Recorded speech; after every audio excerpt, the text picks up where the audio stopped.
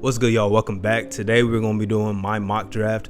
Since I can't stream the draft this year, we're going to do a mock draft. And I'm going to start this by saying I am not the biggest college basketball guy.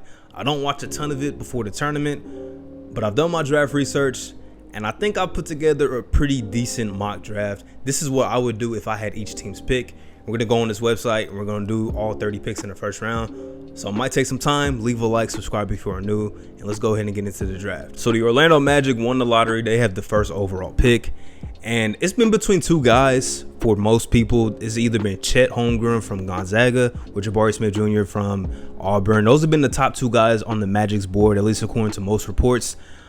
And at first, I was a big Jabari Smith guy. I thought he was going to be a good fit. But the more research I did, the more I listened to some guys who I trust, their credibility when it comes to college basketball. And just the more my eye test told me, I think if I was the Magic, I would draft Paolo Banchero from Duke. And that goes saying something because I'm not the biggest Duke guy. I'm a Carolina fan. But I would take Paolo. I just think he has the ability to be the best player in this draft. I think he gives the Orlando Magic what they need, which is just somebody that can go out there and actually get buckets. They have a lot of good complementary pieces. And I think having Paolo, I think that's a guy that you can legit build your team around as a focal point on the offensive side of the floor. And they have the guard play to where, he won't have to work too hard to get the ball. They got Markelle, they got Cole Anthony and others. They have a nice, well-rounded team. They just need that guy. And I think Paolo can be that. So we'll move on to the second pick. And I think this goes without saying. I think if he's available, this is the guy. Even if some Thunder fans might be behind Jabari Smith, I think Chet is the player that they need the most. He's plays the center position, which has been a void for this team for, at least since Steven Adams left. That they haven't had somebody at that position really. Even though Al Horford played there for a little bit, but they need a young dude in that locker room that can be their center moving forward. And I think Chet is the guy. There's obviously questions about his build. He's only like 195 apparently. Like he's a skinny body, for somebody that's going to be playing the 5 position in the league. But I think with the right development, he's only 19 years old or 20, maybe just turned 20. He'll be able to grow into his body, and I think he'll be a very good player, very good defensive player in this league. And his offensive skill set is something that, is going to be very exciting to watch, especially when you have guard play like Josh Giddey, Shai Gilgeous-Alexander, Trey Mann. And you also got like Lou Dort. Like you got a lot of good young perimeter guys. You need that centerpiece in the middle. I think Chet can be the player for them, man. I want to see OKC make at least some type of noise, like win some more regular season games instead of trying to tank, but we'll see what they do. And that leaves the Houston Rockets with their third pick. I think in real life, they'll probably end up with Paolo, and I don't like that fit as much because I would like to see him with, some decent guards, and I just think Houston does not have like great point guard play. Kevin Porter Jr. is still young, but right now I don't think that's the kind of guy that Paolo would be suited best with. I think he can make it work, but I'm not too sure. So the third guy off the board will be Jabari Smith Jr. for me. I do like what Houston has done. I do like what they have done with their rebuild so far. And with whatever happens with the Brooklyn Nets, it might get even better. Considering those draft picks might be a lot higher than maybe a lot of us anticipated. But I still think getting Jabari Smith would be good, man. He's somebody that shows very good stretchability at the 4 position. Could probably run some 5 and some lineups for this team. But you already got, young guys like Şengün at the 5 position. And you got the guard play, man. Jalen Green looks like he's going to be a very, very good player for a long time in this league. Josh Christopher showed signs last year. Kevin Porter Jr., who's inconsistent, but he showed good flashes that he can potentially be a solid point guard. So Houston's doing a good thing. We'll see. They do need to get some more vets in that locker room, but that's what their offseason has. But I think this pick right here is very good, and they still have more picks in this first round. And now that we got the 3 off the board, which mine might be a little more unconventional than most, or it's not going to be as realistic because it's probably going to be Jabari going 1, and then Chet 2, and then Paolo 3. But that's what I would do if I was those top 3 teams. And now we get to the interesting part of the draft because the Sacramento Kings just always seem to make mistakes, especially in the draft. Like they are one of the worst teams when it comes to drafting and developing talent. They passed up on Luka. They passed up on a lot of guys. Last year they drafted another guard in Davion Mitchell, and then they traded away their most promising young player in Tyrese Halliburton. It seems like they want to make a trade to try and get like a win now veteran because they made those moves at the trade deadline to be a playoff team. Like they didn't do that just to, be a borderline play-in team. They want to actually make the playoffs. So I don't know, man. And I've been kind of going back and forth. If they keep their pick, I pray to God they don't draft Jaden Ivy, because that would just be another guard, somebody that won't fit alongside De'Aaron Fox. Like Tyrese at least fit a little bit better. Jaden Ivy will not fit alongside De'Aaron Fox as much as I love his game. The guy I would like to see them draft would be Keegan Murray. Keegan Murray out of Iowa, late bloomer. He's almost 22 years old. But I like what he provides. He can shoot the outside shot. I think he shot almost 40% from three. He's a very good cutter. Good offensive rebounder. And he's just somebody that's gotten better. Like, progressively has gotten better. Even though he's almost 22 years old, I don't think this is like his ceiling. I think he can still get a lot better. I think he'll fit alongside Sabonis and De'Aaron Fox. I think he can come in day one and be very productive and help them win games. Because that's the ultimate goal for them this season, is to win games and try and be a playoff team. I think Keegan Murray, out of all the prospects on the board, he fits best. And I think it might be a little bit of like a reach, like drafting him like top 4. But I think what teams have to understand is, like, you got to draft for fit, sometimes over talent and potential. Like, Jaden Ivy might be a better pro. Like, he might just be, an all-star kind of guy. But Keegan Murray might be that dude that can help you potentially reach the playoffs. If you do keep your pick, I think you can't go wrong here, man, because that's one of my favorite prospects. I think Keegan Murray has a lot to be desired, man. I think he'll only get better in the NBA, too. Because he's somebody that when opportunity came, he took the advantage of it. He averaged like 23 and 10 last year. Like, he was big time. So I'm excited to see him. I think if the Kings do keep their pick, that's the guy they need to take. And now, moving on, I think this is a match made in heaven right here. I got Jaden Ivy going to Detroit. They need a guard alongside Cade. The Killian Hayes experiment, it's not working out, and I don't really see him getting better. It seems like he only regressed last season. Maybe he can be a quality backup point guard, maybe, but alongside Cade, you need somebody that's going to be able to really, just rock with him, like score the ball alongside Cade. I think Jaden Ivy can be that guy. He can play a little bit off the ball, but he's definitely better on the ball. But I think Cade is a type of lead guard that is good with or without the ball. That's why I think he's good. I also thought about Shaedon Sharpe, but I don't know. I feel like if Jaden Ivy does fall to 5, I think he's too good to pass up for Detroit. And he might be a little bit of a safer pick, but I think his also potential is like sky high, man. I'm a big Jaden Ivy guy. Like, I really do love his game. And that just allows Shaedon Sharpe to fall to the 6th pick to Indiana. And I think that's another good fit, man. Indiana, I like what they're doing with their rebuild. I really like what Indiana is doing with their rebuild, man. Like, they are doing all the right things. It seems like maybe Miles Turner, Malcolm Brogdon might be on the trading block too, so they can potentially bring in some more young pieces, young assets, trade pieces. I think they're doing a good job, and I think him alongside Halliburton, whether he's at the 2, at the 3, I think Shaedon Sharpe's very versatile, but he's also very mysterious because he didn't play in college. But I mean, take what you want from his high school tape. I think a lot of that stuff can translate still, because it looks like I like the fluidity on his jump shot. Like, his jumper looks pretty pure, even though he's probably, like, his percentages weren't amazing. It was a little inconsistent. I think once you get in that NBA, realm, you can definitely get more consistent at that. I don't think that's something that's too much of a question. His form looks good, super athletic. It's going to be a lob threat as a 2-3 guy. So very impressive, and I think he's one of the youngest players in this draft too. So I just like this pick. I saw a lot of mocks like beforehand. They were like, "There's no way he falls past 4." In mine, I think he would fall past 4 just because of what happened ahead of, the Pacers. But dropping to 6 is not too bad. So Shaedon Sharpe to the Pacers. I think the Pacers will really love him, and I like what the Pacers are doing with their rebuild. And now another team that's kind of in a weird spot, like the Blazers. They definitely want to still contend. There's been talks about trading this pick. I say if you keep the pick, a guy that's been rising on a lot of people's boards, and the more I watch his tape, the more I like and the more potential that I think this guy has to be one of the best players in this draft. Dyson Daniels, played for the G League at night. I remember the first time I watched him, or ever even heard of him, was at the All-Star weekend when they had some of the G League guys come up and play with some of the first and second year players. And I didn't really see that much that was impressive, but the more I hear people talk about him, the more I watch his film.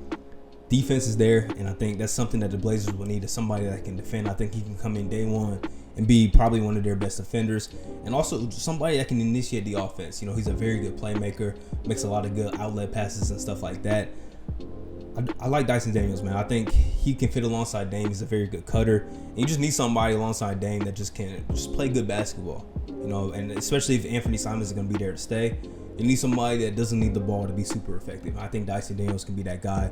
If you have not really seen his tape or even heard of him, I recommend you look him up because potential to be, some of you guys' favorite prospect. Like, he has that potential, man. Moving on to number 8. The Pelicans are in such a good spot because they made the play-in last year. I'm sorry, they made the play-in surprisingly, and then they made the playoffs. And they took the Phoenix Suns, who are the best team in basketball, to 6 games, and it was a very competitive 6-game series. They're in a good spot, man. I think Benedict Mathurin is like the best pick for them right now. Somebody that seems like he can play on and off the ball. Just need a little more back. I just think you need some more backcourt fluidity alongside CJ McCollum because they don't really have that, man. Like Herb Jones, good defensive piece. You got Jose Alvarado. Devontae Graham might be the odd man out. But I think Benedict Mathurin can come in and be somebody that can, put up points right away. And he's also somebody that plays like with, so much energy and so much aggression. I think he will fit right into what New Orleans is doing. Willie Green's got a good thing going in New Orleans, and obviously they're going to get Zion back. Brandon Ingram is a borderline all-star every year. It's looking good, man. I'm excited to see what they do. I think if he falls to them, it's going to be a perfect pick. And now we move on to the San Antonio Spurs. This guy was kind of not on my radar, but I watched his tape, and it was pretty impressive, man. 6'10", a lot of guard skills, high ceiling, maybe gonna be a project kind of guy. But if the Spurs can get something out of this guy, because I think he might fall to them, Ousmane Dieng is going to be that guy. I think he can't be, man. I like project players. And what the Spurs have, they have a lot of backcourt guys. They need some more wing depth. Like, they need some more solid wing depth. And I think this guy, like, if he can develop right, because his jumper looks good. It just didn't shoot a high percentage. Definitely has to grow into his body more, but I think he'll be fine. Like, I think the Spurs, you always want to see a foreign dude in the Spurs developmental system because it's just something to watch. And what they've done with Keldon Johnson, what they've done, Devin Vassell's got better. DeJounte Murray, like, they've been able to develop guys. Josh Primo's up next. I think Dieng can be the next guy, or it might be Jang.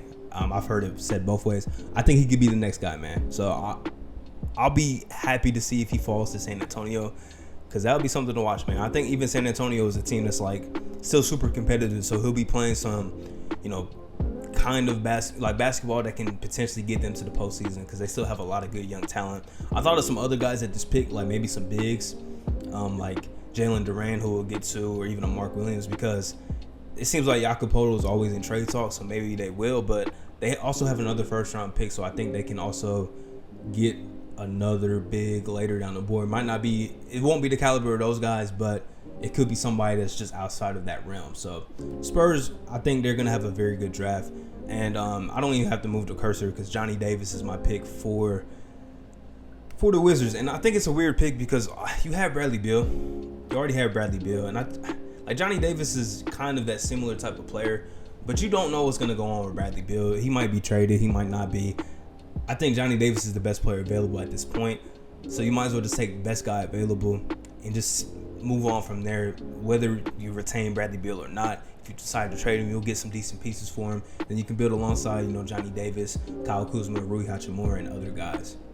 I would like for them to get a point guard, but the point guard class is not very top notch to be taking somebody at 10 overall. I know I talked about fit earlier, but to take somebody at 10 like a Ty Washington or a Kennedy Chandler would be very premature. Now you can trade down and do that, obviously, which they potentially could do, but taking one of those guys this early, I don't think is a smart move.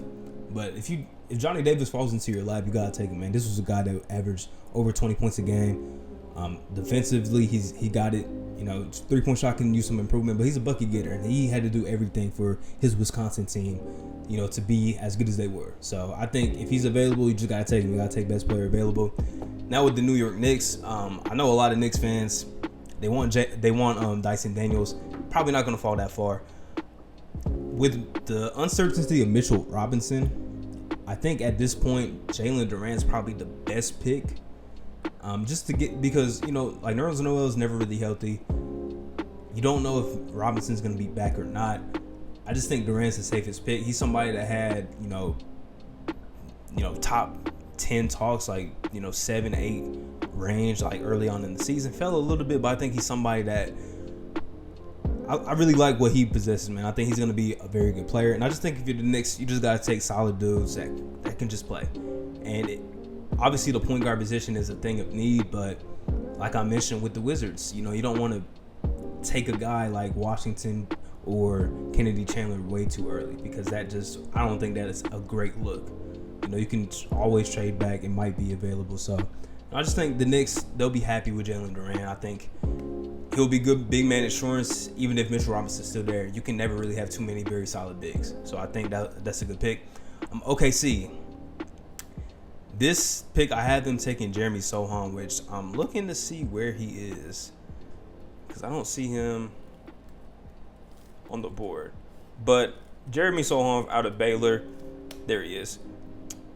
National champion. I see a lot of like Draymond Green type comparisons. I think he can be that. I remember watching him against my Carolina Tar Heels, and he was wrecking the game. Like he was playing just super aggressive, like kind of Draymond Green, like defensively, getting up into dudes, maybe borderline fouls or not, but the rest weren't calling it, so he kept playing that way, and he changed, like he single-handedly changed that game, man, on the defense side of the floor. Definitely free throws got to be improved.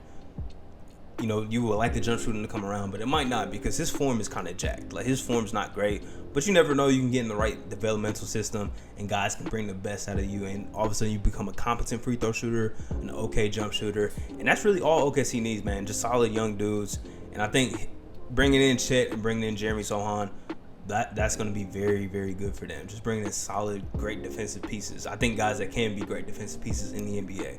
So I like this pick a lot. If OKC is going to stay at that pick, I think that's perfect for them. And at 13, I would want the Hornets to just go ahead and get their big right away, just in case somebody trades up, just in case they do. But with somebody like AJ Griffin falling this far, even though he didn't have a great season at Duke, he didn't have a great year. But if he falls this far, just take him. Just take him, because he was somebody that had like top 7 talks. Just take him. I think his upside is a little too good to pass up right now. And he's somebody that I think he shot like mid-40s from 3-point range, which is incredible. It's hard to pass up on that, especially when you got LaMelo. And you're trying to build this younger core together. I don't think it's a bad pick. Definitely want to see him just improve, though, because his freshman year was a little up and down. Injuries, just inconsistency scoring the ball. Wasn't the greatest, like in the Final Four run. Would like to see him get better, but it sucks that Kenny Atkins is not going to be the coach, because I would have no doubt if they do get Mike D'Antoni. They're going to be up and down the floor, so he'll probably get a lot of wide open shots just playing alongside LaMelo. But then again, this is tough because they also have guys like James Bouknight who are waiting in the wings to get their opportunity. So it's tough. Like, I didn't really love this, but you got, sometimes when guys fall, you just got to take best guy available, and I don't hate it. Next, with the Cleveland Cavaliers, we are going to have them take Ochai Agbaji. Yeah, I think I said that right. National champion, somebody, he's 22 years old, so he's already like going to be a vet damn near in Cleveland, but somebody that shot the 3-point shot pretty well in college, especially more so his senior year. Somebody just got better and better and better. And he's a dog. Like, he's somebody that I think had no offers or major offers until his senior year, and he had to go crazy to get those offers. Like, I think this is gonna be a solid pick. And for Cleveland, they just need They need somebody that's ready to come in day one and produce, because they're trying to make the playoffs, man. They don't want to be a borderline playing team again. They want to make the playoffs, which they would have made it last year if not for all the injuries, most likely. But you don't want there to be, if there's injuries or not. Like, you just want to be a solid enough team to where if guys do go down, we got somebody next up. And I think Agbaji is going to be a good pick for them. I think that's almost just a match made in heaven. Just like this, man. Mark Williams, another Duke guy, probably my favorite draft prospect in this year's draft. A true 7-footer, super athletic, good free throw shooter. And they said he's been working on his 3-point jumper, which I could see definitely because his free throw shot is just so pure. Like I think he shot like 80% from the free throw line. I think he shot 80% from the free throw line, man. Mark Williams is gonna be that guy, and he's gonna be a good lob threat, good rim protector. I think he can come in day one and probably be the Hornets' best big on the roster. Even if Montrez is there, we'll see what's going on with him. But I think he can come in day one and be their best big, man. This is probably the most no-brainer match made in heaven pick in the draft. And moving on to the Atlanta Hawks, pick number 16. So we're a little outside the lottery now. Tari Eason. I got him going to Atlanta. This is somebody, if you watch his film, he jumps off the page, man. Super athletic, disruptive defender. The jump shot is definitely a question. It's not the prettiest, but it's not like fully broken. We'll see what happens because if you're playing with Trae Young, you're going to get a lot of wide open shots. But just imagine Eason, DeAndre Hunter as your wing defenders. That sounds like something that's going to be a thing to watch, man. We'll see what happens if they get rid of John Collins or not. But I like this pick, and I like what the Atlanta Hawks do with their draft picks. They get a lot of hits. Like, they don't miss very often, man. They do not miss very often. And this is where the draft kind of got a little interesting for me. I will admit it did. I mentioned earlier we got the Houston Rockets on the board. I mentioned how I'm not like the biggest believer in KPJ being their point guard of the future. So with this pick, I got them taking Ty Washington. I got them taking Ty Washington from Kentucky. Probably one of the better playmakers in this draft. It's probably unpopular because they already have a kind of plethora of young guards, but I just think they need somebody that at least has that true playmaker mindset and not a score first guy.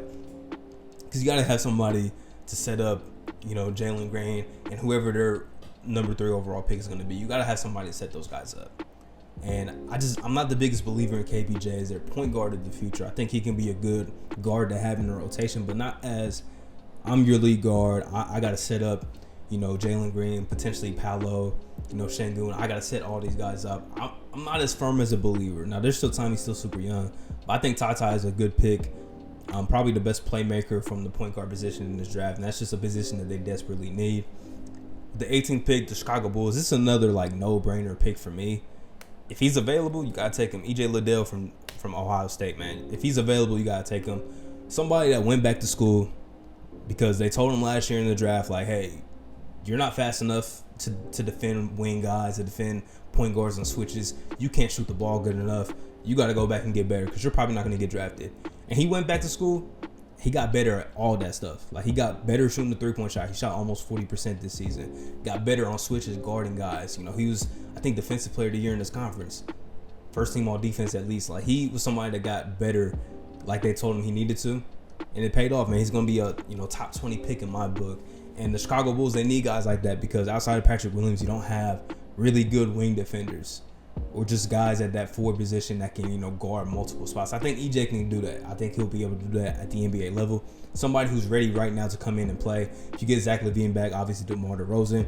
Somebody you can plug in right away and play. I think potentially he could run some small ball 5 because he's just that active on the defense side of the board, on the floor. Maybe in certain lineups he won't be able to, but I think he will be somebody good to have alongside Vucevic because we know Vucevic is not the best of defenders. So I'm a big fan of this pick. I think Bulls fans are going to love having him in their locker room if he does fall to the 18th pick. And now with pick 19, the Timberwolves would definitely love to get a Ty Washington because, the point guard position is a question. We don't know if D'Angelo Russell's going to be there or not. But even so, you would probably, you don't want to pay him all that money, so you might want to try and get his replacement in there soon with a low maintenance draft pick because you don't need that much when you have Anthony Edwards and Karl Anthony Towns. But with this pick, I got them taking Jalen Williams from Santa Clara. Just somebody that I think is going to be a perennial 3-and-D guy. And I think the Timberwolves need that kind of guy. If you can't get the point guard, you can never have too many 3-and-D wing players. I think Jalen Williams, he's going to be somebody that's highly sought after in this realm, this area of the draft. I think him going to Minnesota will be good. They just need more solid defensive players, guys that can knock down open jump shots. And just solid dudes in general. I think that's what this team needs, man, to take the next step. It doesn't always have to be a home run kind of guy. I think he'll fit in. Somebody that really played, even above his head. His role at Santa Clara is going to be a lot more than what is going to be in the NBA. I'll say that much. 20th overall pick. I got the Spurs taking another foreign player. Nikola Jovic is going to be the guy for San Antonio. Playmaking type of forward. Jumper was a little inconsistent. Obviously, defensive questions. But like I mentioned earlier, having somebody in the San Antonio system, getting them developed by some of those, developers over there, I think it'll be fine. I think he's definitely one of the dudes in the draft that's like probably has a really good ceiling, but we'll see what San Antonio will be able to do. I think if they get Dieng and Jovic, I think that's a good draft for them. And they also still have, I think, the 25th overall pick. So San Antonio is going to be in a very good spot, man. I think this offseason is going to be very good for them. And the Nuggets, a team that's definitely looking to be in like title contention.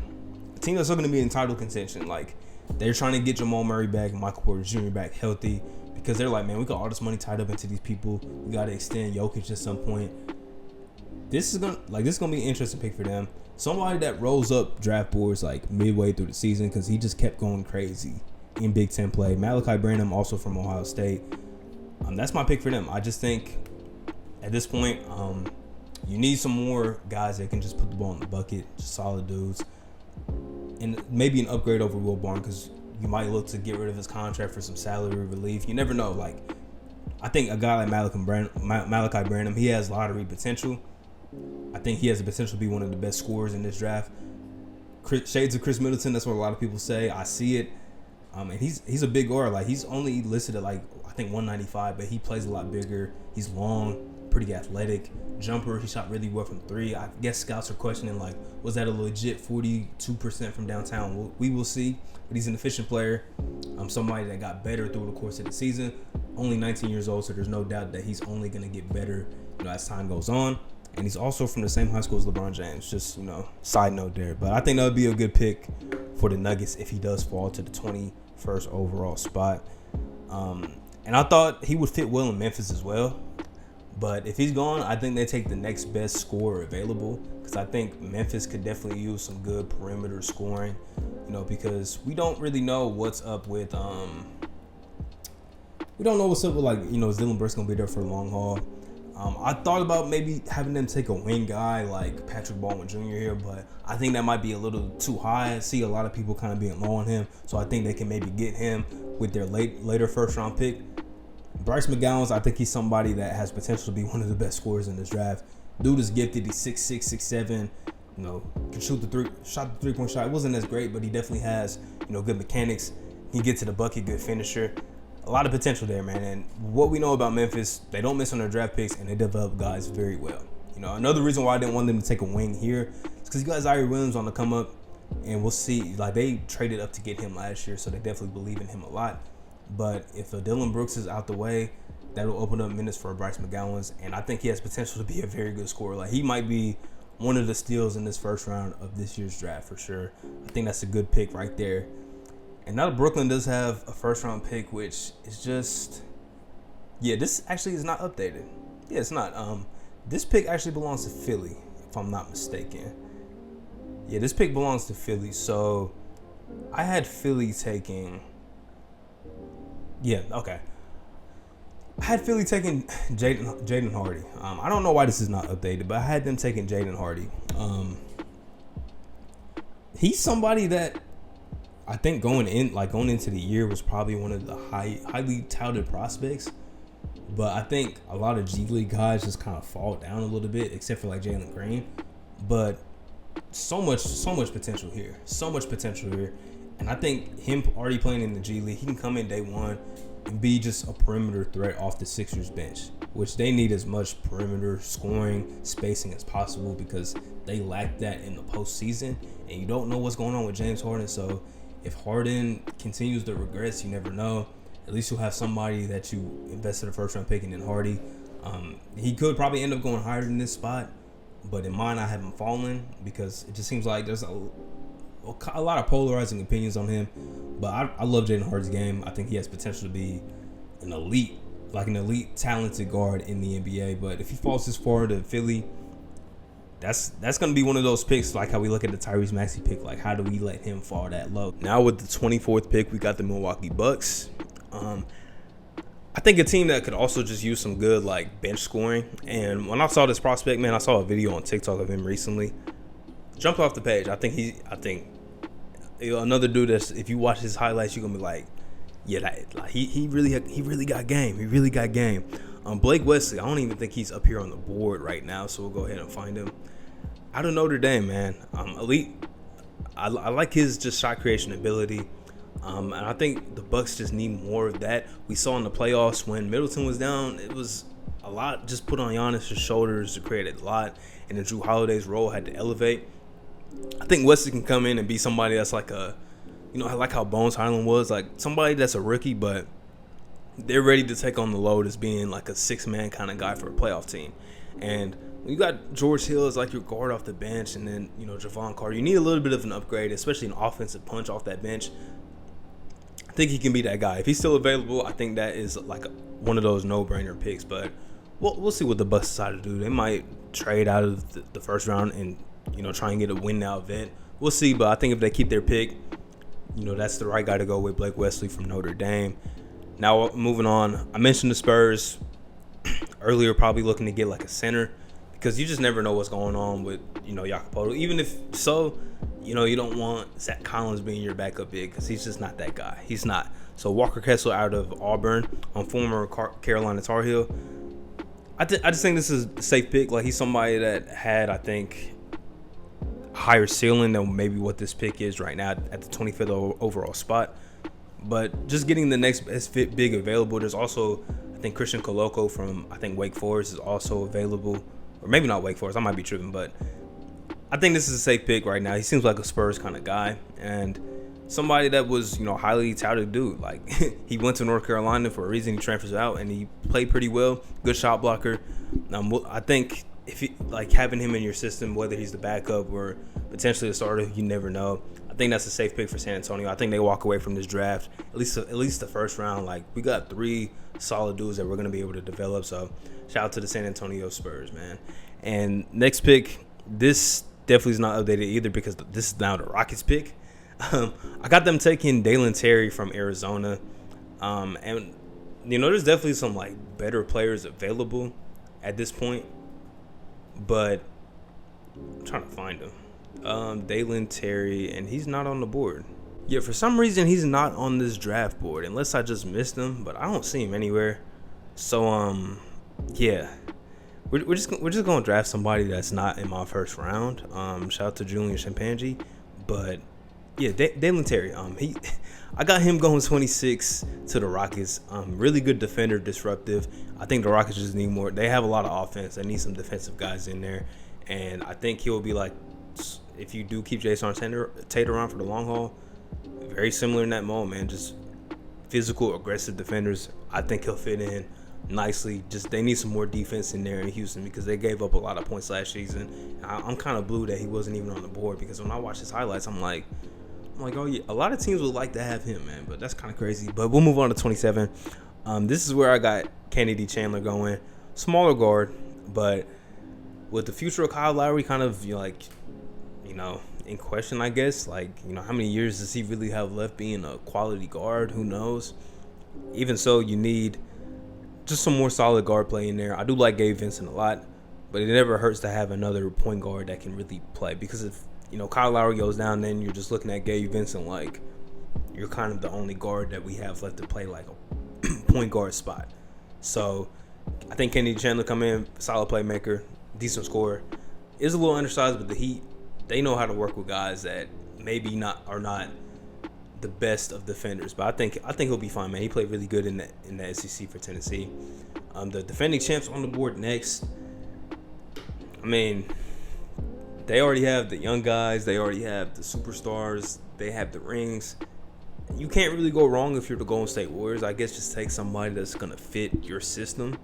Like, that's how. Like, I'm gonna take Jake LaRavia from Wake Forest, because I just think it would be somebody that fits the system, knows how to play in the fluid offense.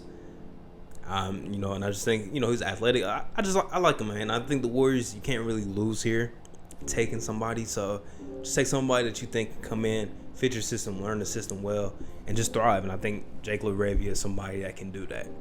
So shout out to him becoming a first round pick. not somebody who I was really familiar with. And I talked about this guy earlier for the Memphis Grizzlies at pick 29, so we're almost done, fellas. Appreciate y'all for second round. Patrick Baldwin Jr. Didn't shoot the ball as well, but I think a lot of that was he was looked to be like the best player in his team. When I think in the NBA, he's just going to be like a floor spacer. Hopefully can improve a little bit on the defense side of the floor so he can be a true 3-and-D guy.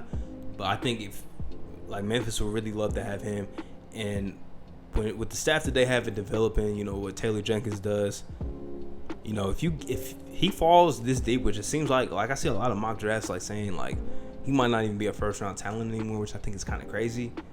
Because Patrick Baldwin, man, 6'9". Even though his percentages were not great, I just think, like I said earlier, his role was a lot more than what it will be in the NBA. He was asked to do a lot for his team. At Milwaukee, it's not going to be like that in the league, especially if you go to Memphis, you're playing with John Morant, Jaren Jackson. Your role is not going to be asked to do that much. So I think this is a good pick. Very safe. I think safe pick with, a very much budding potential there.